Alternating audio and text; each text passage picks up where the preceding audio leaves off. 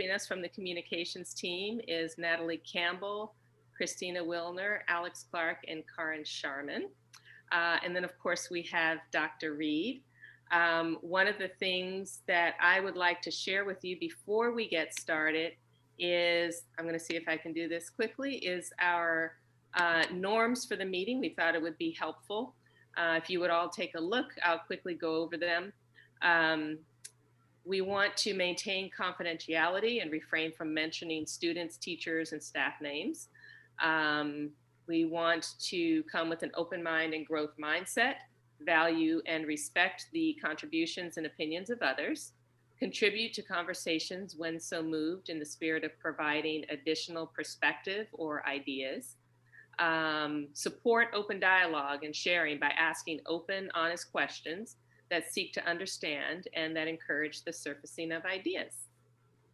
So our hope is that we can all follow those norms and that we can have a great conversation.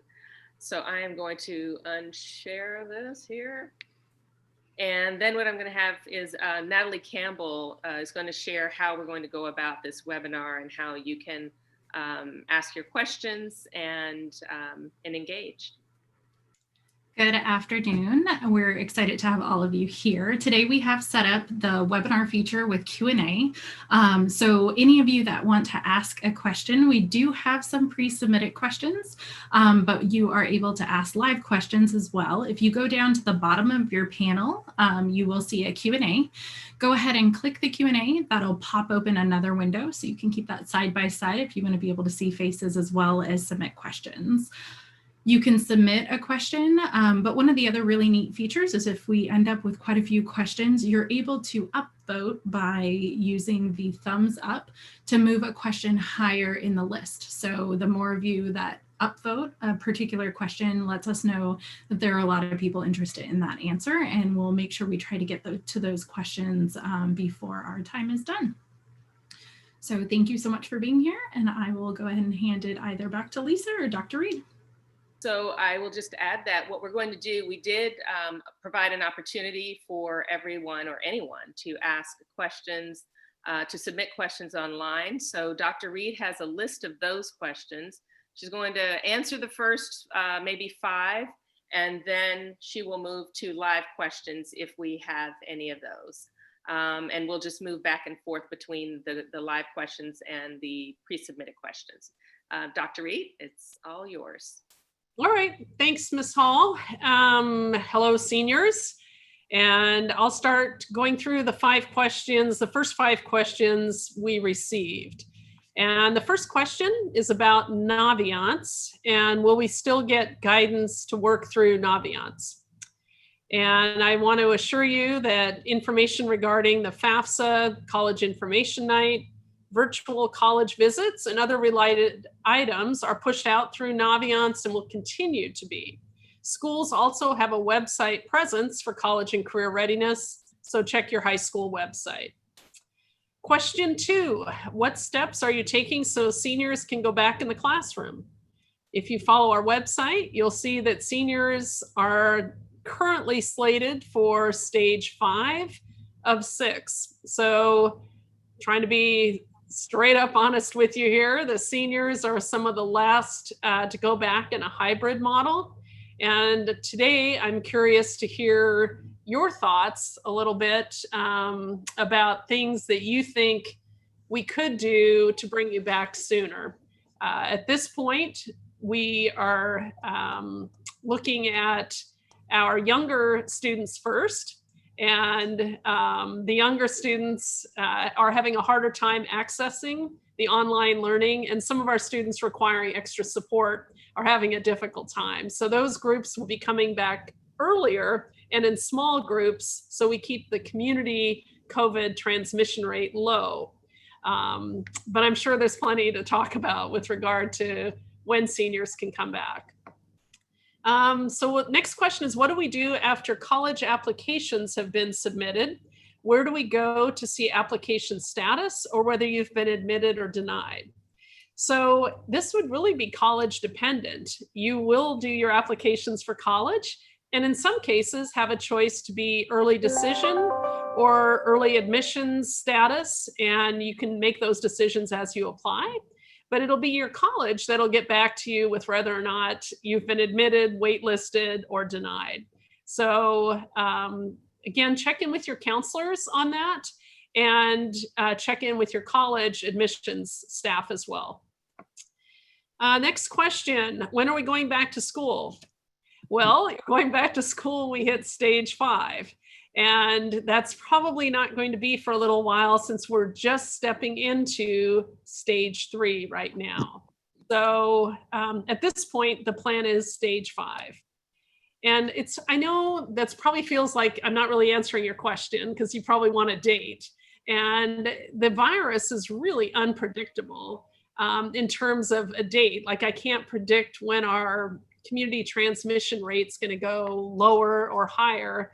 And right now it's starting to trend back up again. And we're hoping it'll go the other way again, and hopefully enable us to get back to classes in these small groups. So Dr. Reid, this might be a good time to insert the first question from Emily. She's asking if you can explain why they are the last group to go back. All right. Thanks, Emily. And I see it's been upvoted a couple times. I'm not going to say it's a great answer, but it is the answer. Right now, we feel that our seniors, you as seniors, are the best able to access the online curriculum. And in many cases, for those of you who are going on to post-secondary education, college or university, many of our colleges and universities right now are online. In fact, many training programs, even if you go directly into the world of work, many jobs right now are online. So we feel like our seniors are more successful, for example, than our preschoolers.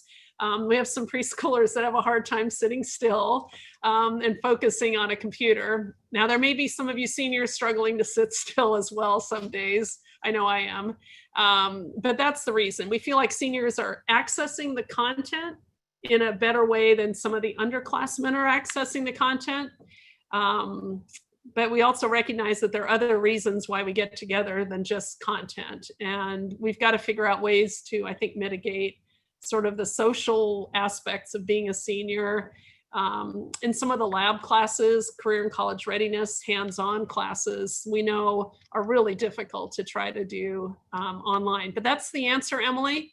And we may revisit that, but that's the answer as of today. So the next question is, it seems as though teachers don't understand that the Zooms don't have to be 80 minutes long. It would be better if they kept them short and gave us more work time.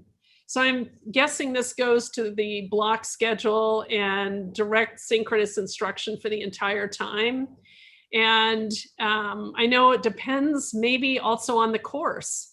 There are some courses, I know AP and college and the high school or IB right now, where there's a certain amount of content that you're going to be assessed on at the end of the year. And I know teachers are concerned that they get through that content so that you'll be successful on those end of year assessments.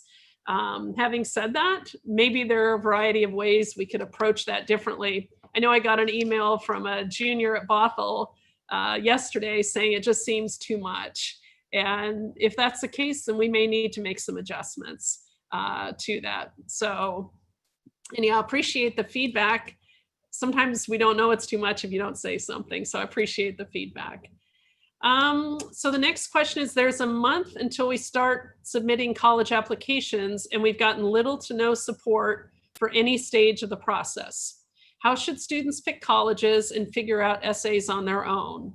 How can we get help with application details? That is a great question. And you're right, the deadlines are coming right up. So the answer, we've shared some of these questions with high school principals and with our assistant superintendents. So what I'm reading here is that schools will either have or are going to have senior information nights. So be on the lookout for those. You should reach out to your counselor or your occupation information specialist at the school. And an overview of college information in the application process is always provided to seniors during the fall. I will also say that maybe I know we have people taking notes for me today because it's hard to read and think and take notes.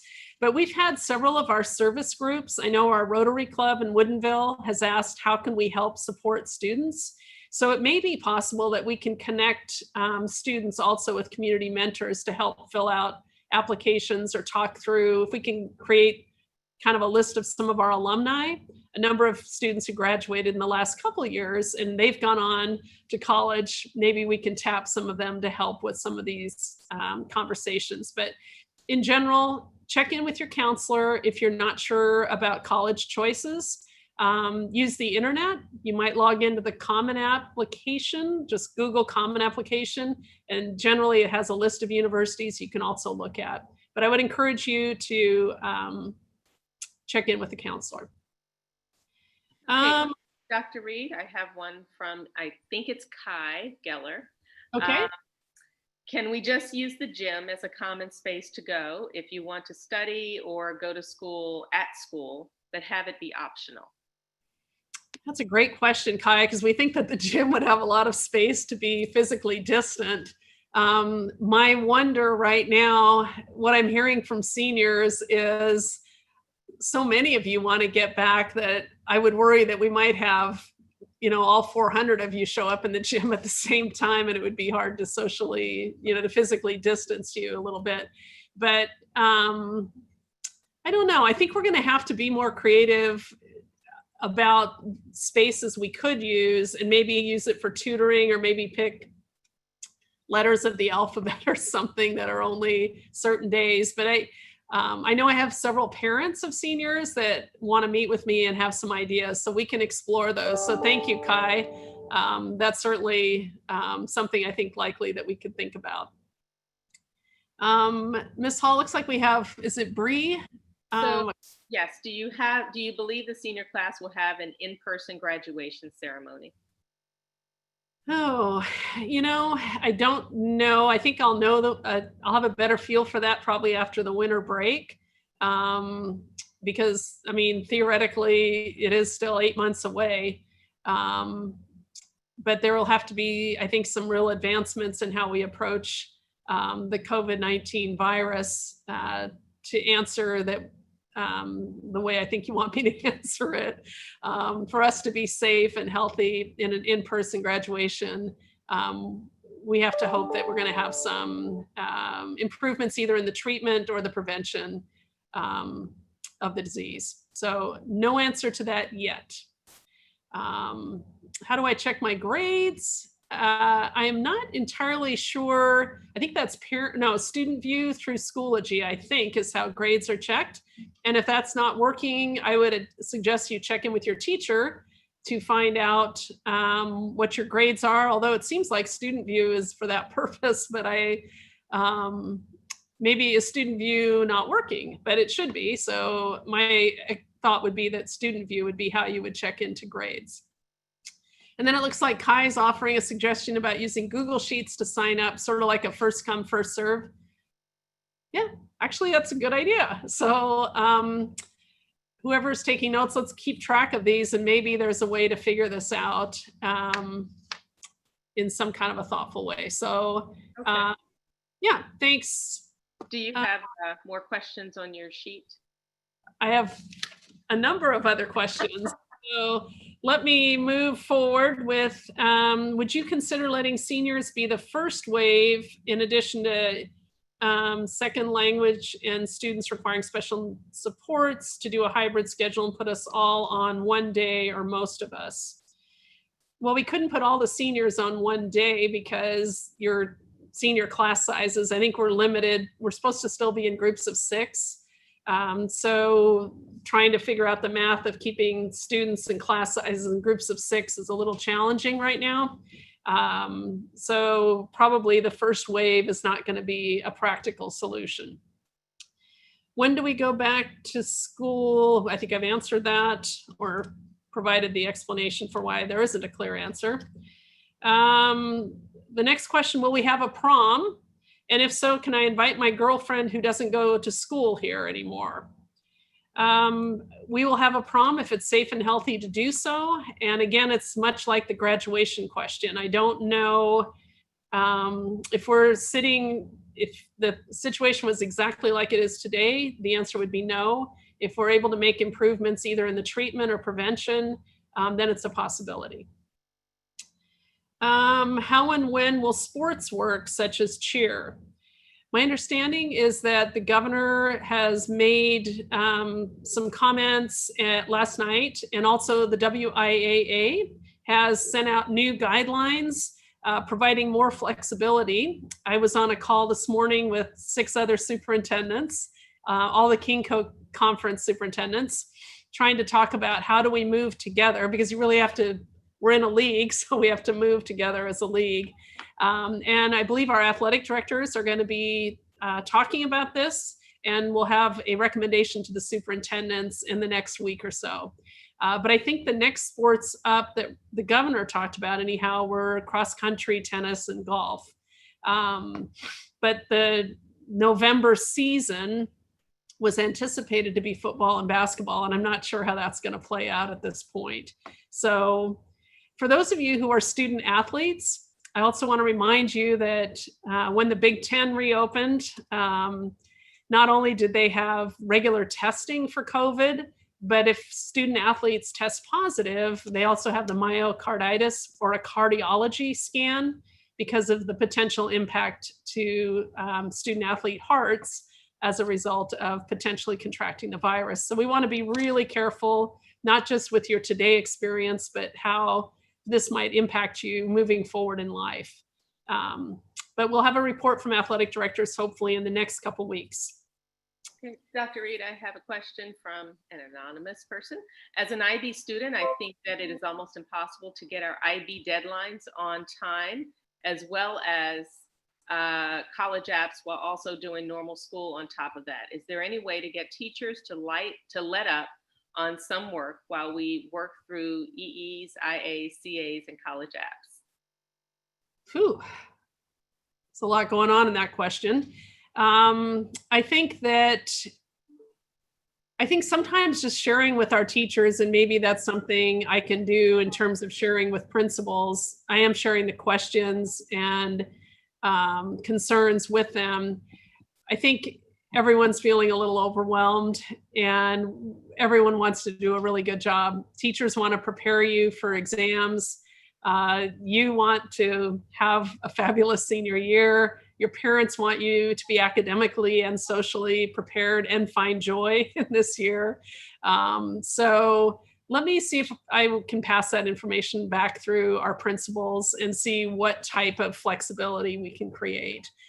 It's a fair question. And we have a lot of, particularly seniors who've had to go back to work to help support families, particularly where a family member or a parent maybe has lost a job. So we understand that, and hopefully individual teachers are being flexible. But it's easy for me to say that, and if it's not feeling that way to you as a student, then we need to probably have an honest conversation about that. So I'll make sure our principals have that dialogue with teachers. Okay. A lot of students and teachers are finding it hard to get used to Schoology. How long will the district be keeping the Schoology system? Google Classrooms was definitely more user-friendly, so I wish we could switch back, but I don't know how that would work.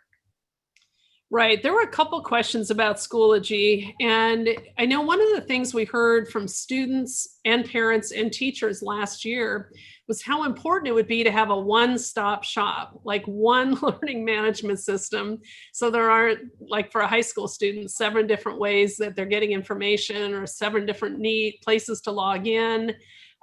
So we did go with a learning management system, which is what Schoology is. And I think it's taking a little more time than we thought to work out the bugs. Our hope is that it's a tool that will get easier to use as we learn how to use it, and also as Schoology makes some adjustments in their own software. So we're not ready to give up yet. But if at the end of the year it truly hasn't met our needs, I think it's going to be, worth a conversation. But we're kind of hoping everyone hangs in there and tries to learn the tools as best we can. And our IT department is working really hard with the Schoology people to have them perhaps revamp or tweak some of the tools so they'll work better for us. but it's not perfect. I acknowledge that. We're just hoping it's better than it was last year. Sometimes solving one problem, though, creates other problems. This might be an example. Okay. Did you have more on your list of questions, Dr. Yes, I do. Let's see here. Will there be any schedule changes made to online learning? Not at this time. When will we be integrating racial discussions into our curriculum like we were supposed to? Well, that's a great question because I thought we already were. So it sounds like we're not necessarily in all schools. And I think one of the things that's really important is we want to make sure these conversations are done well, that teachers are prepared, that we lay the proper groundwork for students. These are really hard topics and important topics, and very emotionally challenging topics, I think, to be having in the classroom for sure. And as seniors, you lead this culture and climate in your schools. So I think for you as seniors, it's even more important that these conversations, that we draw strength from them and that they bring us closer together as a community and create an awareness of inequities that are in the system today as you leave school to be part of our community and lead our future. And hopefully in your generation, we'll craft solutions that my generation hasn't been able to craft or willing to. So we're looking forward to having these conversations. Social justice, racial justice are not one topic events. They're not a one and done conversation. They're something we're going to continue to have over the course of the year and in the years to come. So we look forward to having those, if they haven't already begun, beginning soon and being a continuing part of our school experience here in North Shore. In our house, these tough topics have to be talked about, and all of us are going to have to lean in and continue those conversations. I know your teachers have received some professional development and will continue to receive more, as well as the actual modules or conversation topic starters. Will seniors be provided in-class information help from counselors for college readiness? I think we reviewed that before, and the answer again is hopefully the counselors are going to be able to provide this. If this is a huge issue that we need to maybe host maybe a webinar like this where I grab a couple of our counselors to join seniors who have those questions that are really specific, then maybe we need to do that in kind of smaller groups. And I'd certainly be willing to pass that along as a suggestion if you're not able to access counselors. So maybe, Lisa, we could figure out a way to do a little poll. I don't know how one does that. But if that is a need, then we could certainly provide that as more of a scheduled webinar or a series of webinars to get you some help with that. And quick, because as a couple of you pointed out, these deadlines are coming up. So I recognize that. Okay, why don't I read one from here? Okay. This is back to getting back into school. Could we just do rotations within the classroom for the first waves, like some in school and some looking at the live lecture online via Zoom? And that looks like Nicole.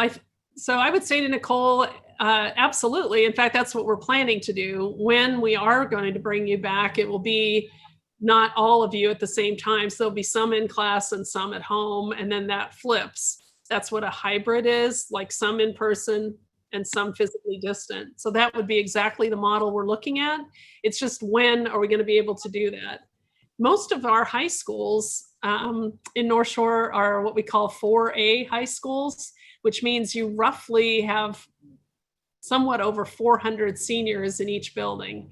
And that's a lot of students to bring back at any one time. The current governor's discussion on crowds is around 200. So we're really trying to figure out ways to bring you back in small groups while we have other small groups on campus that aren't seniors that have special support needs that we also have to accommodate. So it is a little tricky. Okay. What are the requirements to start a hybrid schedule? If you go to our website, you'll see that the community transmission rate is a key data point we look at that has to be low. And we also look at the infection rate, the number of beds in ICUs occupied by COVID-19 patients. And it's sort of a combination of all those factors and the trajectory of cases, like are they rising or falling? And we want to see them stable and falling, not rising, the cases. The other piece connected to that, so that may not have answered the question, that's what I'm looking at to decide whether we move from stage to stage. Oh, thanks, Lisa. Do you want to go all the way down to the King and Snohomish County? So seniors, if you look at this, on the left is July 23rd, and the far right is kind of where we are now. The blue line is King County, and the orange line is Snohomish County. And you can see we were on a good path until about September 21. And then we've been in a real uptick here in the last little bit. In fact, in King County alone, in the last 7 days, our cases have risen by 40%. Much of which has stemmed from Greek Row at the University of Washington, where there are over 200 cases. King County, these are some of the other factors I was sharing with you, and you can go on the website every day and these are updated and just check them yourselves. Right now, the overall COVID risk you can see is high in King County. The infection rate is high, and while the ICU headroom used is low, that's a good sign.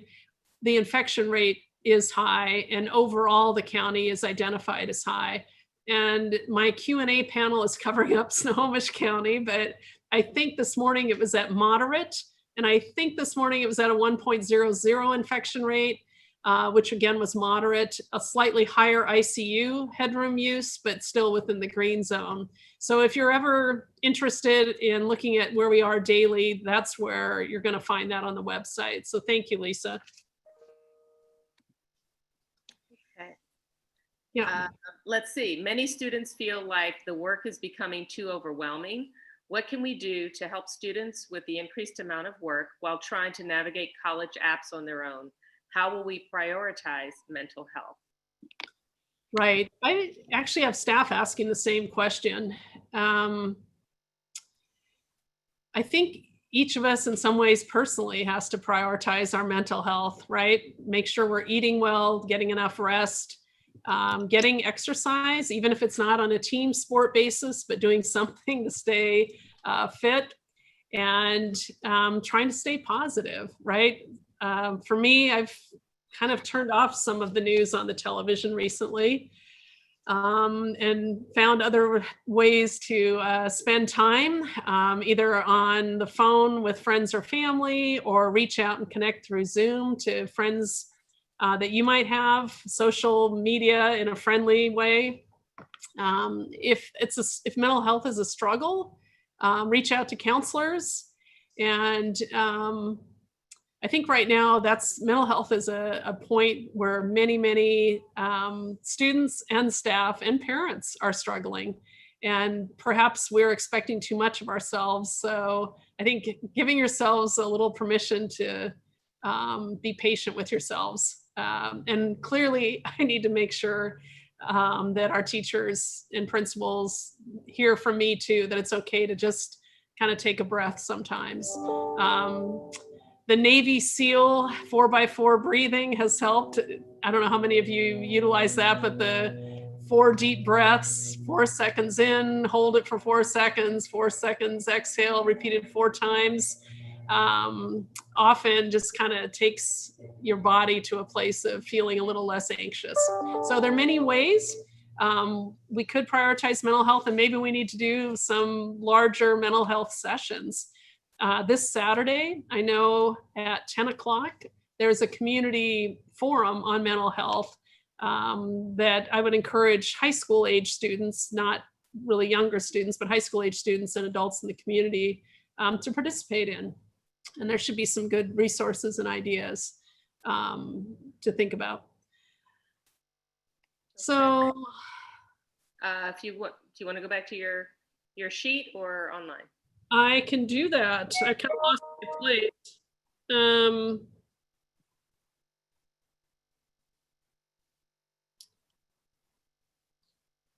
Let's see.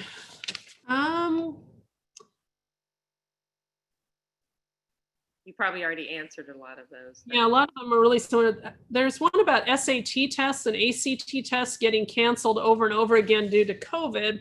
What should I do about my application because I need scores? Well, I will say that these exams are being canceled all over the country and all over the world for the DoD or American schools around the world as well. So if you're not able to take the exam, I think you're going to have to be able to just put a note in the application that says the exams were not available to take. I know we're looking forward to maybe a January test administration for the PSAT and maybe also the SAT. So your high school principals should be getting that information out to you. But my understanding is there will be a January admission of the PSAT plan for administration. When will sports happen? Again, that's something athletic directors are working on this week, and superintendents will receive that information in the coming week. And my understanding is we'll be making a decision at that time. Let's see, if we wanted to plan an event, an ASB event, could we have parent volunteers help from the PTSA, or does it have to be teachers? I think if it's an ASB event, there has to be a school district staff person who sponsors the event that would be present virtually or physically. And also certainly parent volunteers from PTSA could be included, but there does need to be a district staff sponsor if it's a district event. Regarding state testing retakes, I was supposed to retake one of the SBACs in April, but the COVID happened. Do we have any updates regarding SBAC retakes for seniors who need to pass it in order to graduate in June? I'm really worried, just need any sort of update to reduce my anxiety about graduation. At this point, I have no plans to have the SBAC test get in the way of graduation for any of you. So if that's an issue that you're concerned about, check with your counselor or your high school principal, and we will figure out a way to work through those regulations. Please do not stress about that one at this point. Will GPA now or first semester go in our general GPA for the school year this year?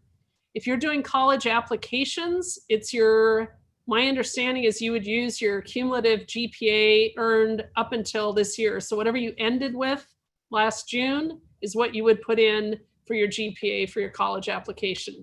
But check with your counselor. Some colleges also want a real-time GPA in addition to that. So you'll need to check depending on the college you're choosing to apply to.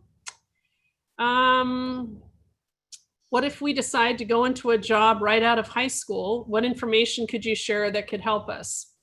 I would share make the most of your senior year. Going to work, whether you do a gap year before you go to college or choose to go to work and not go to college or choose to go into the military. It's really important that you make the best of this last year of your high school senior year. I know employers want to see students that finish strong. My late father used to say, you want to finish your last day the way you started your first. So you want to work as hard this year as you've done your other years to get to this senior year. Take advantage of opportunities. Make sure that you continue building a network. So if you're going right to work after high school, perhaps, and you have an idea of what business you'd like to go into or what branch of the military, or what college you're going to, whatever those decisions are, try to find someone who's in one of those fields now and talk with them, pick their brain, whether it's through Zoom, but beginning to network, I think, is really important. So I would encourage you to network. You might even think about alumni that have graduated that are now in that field or that job you really want. Check in with them. What did it take for you to get that job, right? I really want to do X, and I know you're there. What did you have to do? And that might help you pick second semester classes that line up better with that opportunity you want moving forward. Let's see here. Why are we not being prioritized to go back to school before elementary students? as this remote learning has a bigger impact on our future success college and mental health than it does elementary school kids? Well, I would say that some of our early learning is really important. If students can learn to read effectively by the end of third grade, really by the end of second grade, they're going to be far more successful in school. So we want to make sure we have those basic building block academic skills built for our youngest learners. For seniors, it is an important year, no question. And I understand the mental health concerns. And we're going to have to figure out, if you're not able to go back to class, is there something we are able to provide for you to come back to do, even if it's mental health purposes that are really the focus. And we're certainly open to that conversation. Let's see. The last question. Do you know the earliest possible date that seniors could be back in the building? I do not know the earliest possible date, but I think it's going to be a while. We're only thinking of stepping into stage 3, and seniors currently are slated in stage 5. So again, a couple other questions on the racial and social justice work. And just want to remind each of you that that is work we're planning to do. And if it hasn't come off the page yet for you, it's because our teachers are still planning and or receiving professional development, but these will be conversations that should be ongoing. And I would expect be part of your experience here very shortly if they haven't been already. So I know our racial and educational justice department is working probably even as we speak on modules and lessons that are going to be able to be put into classroom conversations very shortly. So, Ms. Youngblood Hall, I think I have another question on mental health, and I don't have a great answer other than checking in with counselors, and we do have mental health professionals in each of our high schools. So if you're not able to see the counselor, reach out perhaps and ask the counselor if you can make an appointment with the mental health professional, because there are supports there within the school staffing to support you if you're feeling really overwhelmed or anxious. So the next question, I know that you said it's harder for younger students to access online learning, but with the negative effects being greater for older students, such as mental health, college apps, and grades, why are younger students still prioritized over the older students? I think I mentioned that sometimes the building blocks, the academic needs of really young students are critical in terms of learning to read in particular. And we want to make sure our youngest learners, if we can't make sure they have learned or mastered reading at a very young age, it takes a lot longer to teach that same skill when they get older. So that's been a really key piece. I also want to share, and I think seniors, you're able to hear this, right? One of the, if you go on the website, I collect all the articles I'm reading on this topic.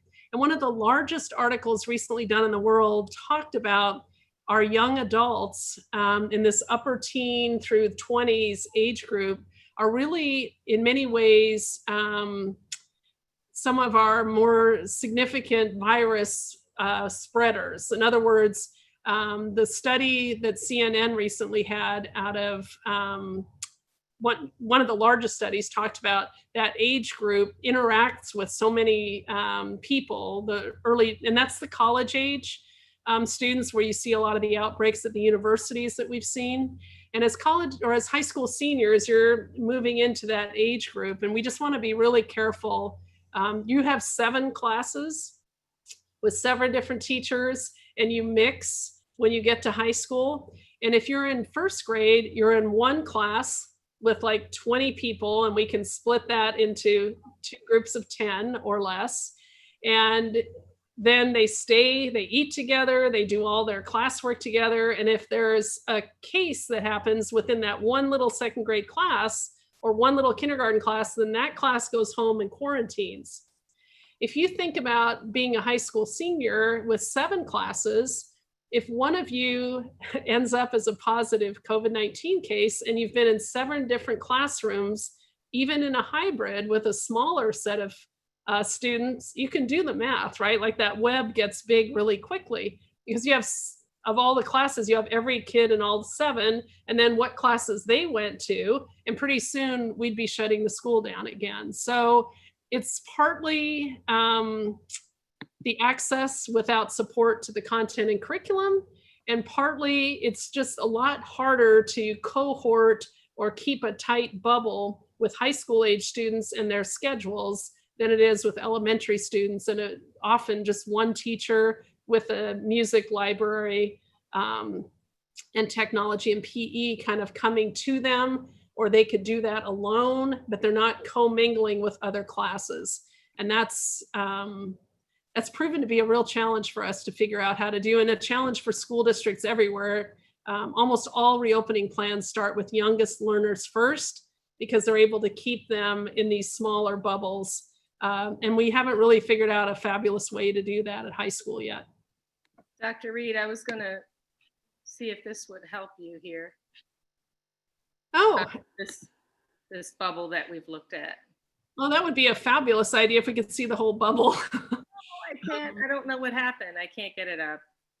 That's all right. Well, this kind of illustrates what I'm talking about. Like this, in this lavender color, it's the bubble you think you have. And then it intersects with all these other bubbles, right? Like if we did 7 classroom bubbles, the number of kids that one student could impact is really significant. And then the number of students, and then the number of staff, and then the families they go home to, it becomes mathematically exponentially different than it would for a kindergarten or first grade classroom, which we can contain. Wow, that was quick. Sorry. Hope that was helpful. No, that's great. We were looking for that kind of bubble at some point. Oh, look, I've got to text a friend. Mr. Dunham is helping me here. Thank you, Opie. There are no SBA retakes. So the question about I haven't passed my SBAC test, what do I do? So I think you'll be golden at this point. We're planning to meet the requirements in other ways. So if that's a concern of any of you as seniors, check in with your counselors or your high school principal, and we'll make sure we'll take care of that for you. Looks like counselors are reviewing these plans for students. So that's one stress we can take a breath on at this point. Thanks, Obi. All right. So there's another question about returning to school. It's another idea. Is there a way to return to school only for labs? In IB, especially lab IAs are a huge part of our grade, and it's difficult to do them at home. Yeah, I think if we start to, and maybe that's part of our calculus, right, is trying to think of what are those things that we would only bring a small group, they wouldn't commingle with anybody else. Maybe it's only part of the day, have to eat in their room. I think we could look at some of those possibilities, but the idea that we're going to bring high school age students back early when we're not able to contain their bubble of influence is not practical. But just labs, I don't know, maybe we could do an assessment at each school, some type of like how many lab classes would we say would be essential for in-person, and then what would be the total N or number of students that would be, and then would the staff teaching it be in a high risk category or not?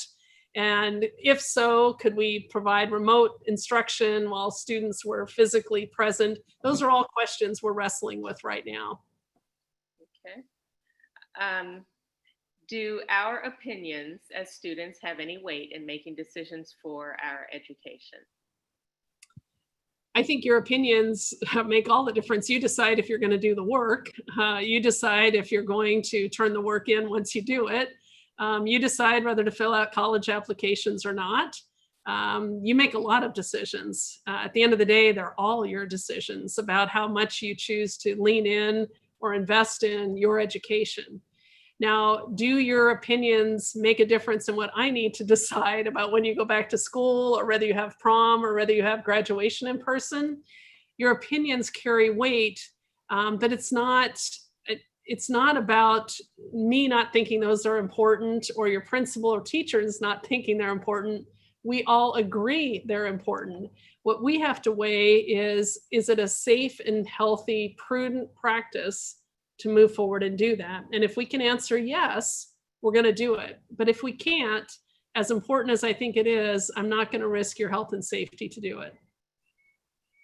Okay. I understand that they are busy, but could counselors possibly be asked to prioritize emails and such from seniors when possible? It is often weeks before hearing back, and now things are more urgent with college applications and such coming up. I think that's a great question. And whoever's taking notes for me, let's make sure we pass that along to counselors. I think that's probably a great idea. And I would think that most counselors are prioritizing probably number one, mental health, and number two, senior topics, because we're probably past any kind of schedule changes, would be my guess by now. Are we really supposed to be in Zoom for the whole 80 minutes? It gets kind of tiring sometimes. I think, as I mentioned earlier, it's a class by class. I think some courses have a lot of content that staff feel concerned about covering. Having said that, I think in passing that information along, perhaps there are ways we could at least take short breaks in the 80 minutes. There are fewer direct contact minutes than if we were in person. And for example, AP, IB, and college and the high school haven't changed their expectations. So in some ways, it's like a mismatch, right? We have less time, maybe less energy, and the same expectations. So that's a tough one. I think it's probably a case-by-case basis on that one. Is there a way the school could coordinate study groups of 5 to help kids with schoolwork? And this would also follow the state guidelines. And I'm guessing that means in person instead of study groups online. So I would say study groups online, follow the state guidelines. Study groups in person, it is possible. I don't know that the school's going to coordinate it yet, because we'd need to supervise it. And we currently don't have secondary students on campus unless they require special supports. So I think it's a good idea, a possibility, and we'll see, kind of see where that plays out as a possibility. I think all of you are kind of asking, what model could we do so we could have something that's in person? And I'm hearing that loud and clear. It isn't necessarily class as normal, but just something. I think I'm getting the sense you want to get out of your house and see other seniors. And I would love that for you as well. So these are some good ideas I think I can take back to high school principals, and we can kind of noodle around those and perhaps set another meeting up, and perhaps they could join me in responding to some of the ideas that you've shared today. Okay. This is Charlie. I think Schoology is harder on some because so many teachers are using multiple platforms. Can you regulate teachers to just Schoology and Clever? You can do everything you need on them, but I have friends who cannot manage trying to handle so many different platforms. I thought we had one, right? Like Schoology is it. So I don't know. Where is the question? It's at the very top, Charlie Graham. Oh, very top. Sorry, Charlie. Schoolers hard. Can you relate to? I thought teachers pretty much are just using Schoology and Clever. So I guess I didn't realize we are still using multiple platforms. So that's a great question. Perhaps check in with your teacher on that. And I wonder if there's some content that's harder on Schoology to use. But in general, teachers are using Schoology right now, and should be using Schoology right now. So I apologize if that's still problematic. All right. Is it possible to ask teachers to lessen homework and assignments? I haven't had more than 5 hours of sleep on any weekday for weeks, and my eating schedule has been all over the place because I'm overwhelmed with schoolwork and tests. Yeah, I understand. I think we'll pass that information along as well. And we definitely want you getting more than 5 hours of sleep. 8 hours of sleep is absolutely the ideal. And you'll actually make better use of the time you're awake if you get more rest. So I would encourage you to make sure you get more rest than 5 hours a night, and be eating better for sure. But let's pass that along to staff and see what we can do. Okay. This one says there's simply no way for you to accommodate the seniors who fall behind in credit and end up not graduating due to COVID-19. So it makes sense that graduating us and getting rid of us, we don't want to do that. ASAP should be your main focus, not kids who have nothing to worry about. High school students should be a priority, not an afterthought. Well, I think our high school students are a priority. No way to accommodate seniors who fall behind in credit. Well, we don't have that many seniors right now, I think, that have incompletes. We're monitoring the number of incompletes each high school has. I've met with each of your principals, and there are very few of you that aren't on track to graduate. So I'm expecting each of you to actually graduate and stay on track. So you are a priority, and that's why we want to keep you safe and healthy. And I think that's really what's most important at this point. When this is all said and done, I'd like nothing more than to have an in-person meeting with all of you where we can all exchange our experiences and memories from this really difficult time. But it's my number one, absolutely number one focus is to keep you safe and healthy this year. Okay, why can't we just go to advisory to replicate a single classroom but still be online? Oh, so I'm trying to see. So a question, if I'm reading that correctly, and I might not be, but it's kind of back to my example of the first grade classroom where it's just one room and we can make a bubble out of that one room so it's more manageable. So if I'm reading this correctly, somebody's suggesting that students go to their advisory, maybe in a hybrid, so only half of the kids on a given day. But when they're in their advisory, they stay remote so that they stay in one room, so they get to see each other. So if that's what the question implies, that's an interesting idea. Having said that, every advisory teacher would have classes online they'd be teaching, but I suppose they could be teaching it while everybody else is online with headphones. I don't know, that's an interesting idea. So just not move to all 7 classes, but stay and do your online in one room. That would be interesting, although one would have to wonder, like, you could do that at home, but because you're not necessarily an advisory in all the same classes. So I'm not sure there'd be a lot of collaboration, but I think it's worth taking a look at. So very creative idea, whoever thought of that. So yeah.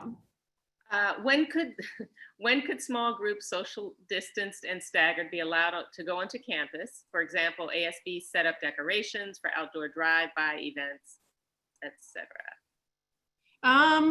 As soon as we, I think in the next couple of weeks, you're going to hear more information about the small groups, like decorating setups and that kind of thing. As we work through the athletic conversation, I think if we get to the place where WIAA and the governor and the health department say it's okay to bring small groups back for these events, like whether it's athletics or marching band or other types of, science Olympiad, whatever those small groups might be, that would certainly be about the same time we might consider having some students be able to get together to do decorations for a parade or a drive-by. Also, Principal McDowell just texted in, thanks, Eric, that only 2 high schools have advisory and 2 high schools don't. So the advisory plan has a little bit of a hitch in its get along, but it's still an interesting idea. So yeah, so ASB small groups, decorations fall into that category of if we're going to bring smaller groups back for cross country or other athletics or clubs or marching band or music, then that would be the same genre that we might be able to do something for outdoor events. Okay. You mentioned younger students needing basic foundations, such as reading, as a reason why they should go back to school before us, but why do they need to be in a classroom to do that? Great question. A number of our younger students, some of the reading strategies require, for example, we have a new support curriculum, phonographics, for students who may be experiencing dyslexia. And it's a very direct instruction where you need to be able to hear and see and physically sometimes be present with a student to walk them through like a document or hear students read and look at fluency. And while some of that, I think we're doing as well as we can online, there are some aspects of reading that really happen better in person. And some, I think we're looking at an online tool to help with that, but it's still requires our little ones to be able to sit still and be able to really focus. And this isn't the most fabulous way to do that, as many of you know. But we're working on it now. And if, for example, if we're still delayed in getting our youngest back, they're going to have to learn it in the venue or genre that we're learning it now. Okay, so it is 5 o'clock. Just the I've time check. I've got a couple of questions, Lisa. One of them is, does North Shore see how other districts in the country work? I think some are. I also think there some are started out great and then have had to close down. I know New York City has closed 9 boroughs or 9 zip code areas within the city and closed schools as well. It isn't just, and I want to be really clear about this, it isn't just the health and safety of you as a student, but it's the health and safety of the people you go home to. And a number of our seniors live in multi-generational families where grandparents or aunts or uncles might be living in the home as well. And we know that as people get older or people have underlying medical conditions, they're at greater risk. And so just as students go home to families, we also have staff that are at higher risk than other staff. In North Shore, we tend to have a much more experienced teaching and administrative and support staff, which means that we have a higher number of our staff are in a higher risk category, perhaps than other school districts around us.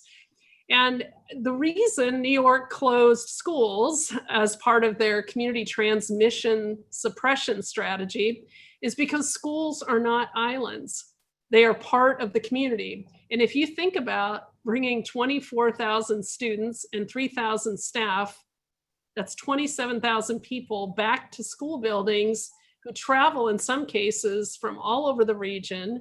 And if all of the districts did, we'd be back in what New York is dealing with, which is they're closing everything down again. So I would encourage some of you to review areas around the country and around the world where schools have opened, but because, and it's not because schools themselves haven't been safe, but because of the connection. Remember the bubble diagram?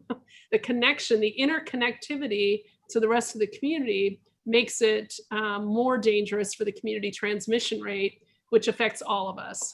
So that's at some level a grave concern, to be honest. It's not to say that other schools aren't doing this and can't do this well. And I hope we can in the near future. All right.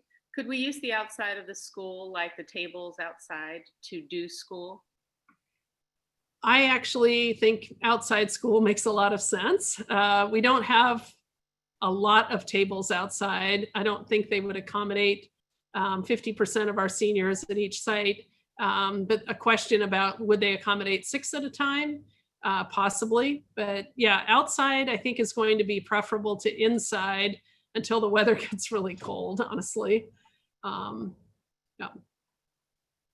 So there's another question about mental health and the amount of schoolwork. And I think you said you're going to work with you're going to talk to the counselors and the schools Right. about that, And right? I think that's correct. And obviously we have some principals and assistant superintendents kind of logged on with us who I think are hearing and seeing the questions as well. But all of the questions will be captured, distributed to our high school principals. And I know your mental health is really important to them as well. So I'm not sure about this one. Why are my parents getting notified about events days before I am? I have no idea. Yeah, I'm guessing because they're getting an email and you're not, or the student emails about the event are coming after the parent emails about the event. I don't know. That would be Yeah. so, yeah. hard to say. I know if it was this particular event, it was sent directly to the students, but you might have mentioned it in, in one of your many communications somewhere. Yeah. Mhm. Well, and last Good. question, like seniors want to be updated more on what stage we're in. We could send an email out to seniors with a link to the website. If you go to the website, that stage is up there. It's updated regularly, and the chart I shared with you this afternoon is up there as well. Okay. All right. What are you going to do with the high schools when the younger kids go into hybrid learning? I'm assuming, again, it could be the physical high school that we're talking about, the physical space. I'm not sure. I think we're going to continue to keep them clean. I think we're going to be providing by that time when the younger kids, the younger are preschool students, nothing really will change at high school, but we will eventually be bringing back students who require special supports or language support. Will be that first group of high school students to come back to high school. Okay. Let's see, we got the updates. Has there been any change in the high school sports? You gave that update. Teachers are essential, as are other jobs that have continued to work during this pandemic. If teachers are scared to go back to work, then they should have the option to teach online. And you want to respond to that? Well, our teachers are working harder than they've ever worked, right? This online teaching is a lot harder than being back in person. So I have not yet met a teacher who wouldn't prefer to be in person with you teaching and learning. Having said that, we have some teachers that are in what we call a high risk category. So it's not necessarily just fear, but the science from the health department has identified underlying conditions, age, pregnancy, diabetes, et cetera, that may make an adult at a higher risk category. And we don't want our teachers in a high risk category potentially being exposed to the virus if we can prevent it.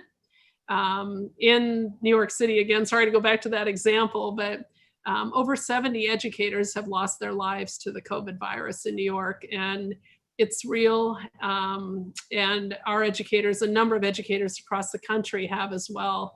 And we want to make sure that just as we want our students to be safe, that we want our educators in whatever role they have in the district to be safe, and the families you go home to and the families they go home to. It's really important.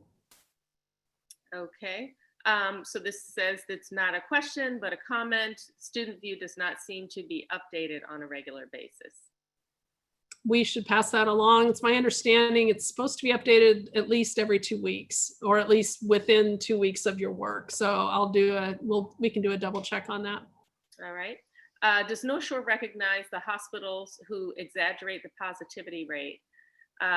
It's common knowledge that anyone who goes into a hospital is labeled positive for COVID-19. I'm not sure this is true, but and is the doctor's job to change that to negative at the end of the day. I have also heard this from my immune compromised mother, who is in the medical field, that not only can do that, but they do. I don't have any knowledge on that. Yeah, I can't comment on that. I don't know why a hospital would do that. It seems like it seems like most of the time they would need to test before surgery, for example. I know there are folks who are having knee replacements or shoulder surgery, and they have to be tested prior to surgery to keep everybody in the operating room and the surgical wing safe. So I don't know that, but I don't know. Whoever's asking the question obviously has maybe an insight that I might not have. So I can't really comment on that. I'm not sure about that. Okay. Last two questions. As someone who attends an alternative school and we prioritize classwork and treat it like a work environment, homework has always been a large factor in my shortcomings. I have seen myself go from being the top credit earner in my school to being yet again behind on credits. And as a senior, not being able to be physically present has been awful. Yeah. Yeah, sorry about that. I think it's been awful for a lot of people, honestly, and just hoping that at some point in the near future, we won't be physically distant, but we will be able to be physically present. And in the meantime, it's important at least to be virtually present, even if we can't be physically present. All right. If seniors go back, will it be the same time as all, I think you've answered this, all other high schoolers, or will they be the very last? Right. And they will be the last, is that what I'm hearing? They currently are, that's right, in stage 5. Okay. I would say just talking about our mental health isn't enough for many of us. We want to see change. Counselors can't really achieve what administration can accomplish. Well, we did add this past year, we received a grant from the Evergreen Health Hospital Foundation for $350,000 to provide mental health professionals in each of the high schools. So we have added mental health support, and your counselors, your mental health professionals at the high schools, we've added support this year. And so we're hopeful that students will utilize that support and reach out to counselors or the mental health professionals or the teachers or support staff or your administrators in your building if there's a mental health concern that you have or a concern you have about one of your friends. It's really important to speak up and make sure we get help to people. I will also say that Principal McDowell just sent me a note as well that said there's some Schoology to Student View syncing issues, and they're working on it. So apparently Student View and Schoology aren't talking to each other in a way that we had hoped. Sorry, another Schoology concern. We had a number of those questions, but so that's apparently something. So those of you not able to see grades, that's what's going on. So hopefully we'll have good news for you on that front soon. That's it for the questions, Dr. Reid. All right. Well, thanks, Ms. Hall. Thanks, seniors, for hanging in there with me. And I hope you have a good fall week, the rest of the week. I know the weather's changing soon. And we will look at some kind of a poll to look at college application support and how we might do that more, increase that level of support for folks, because I know those timelines are coming up pretty quick. And we'll make sure we pass the questions and concerns on to high school principals so they can debrief with staff. So thanks again, seniors. Hang in there. The class of 2021 is pretty special. It's not every class that's going to graduate in a pandemic. So really appreciate all your efforts to stay positive, focused, and continue to work hard. And we're here to support you. So be safe, be healthy, and be kind to one another, and look forward to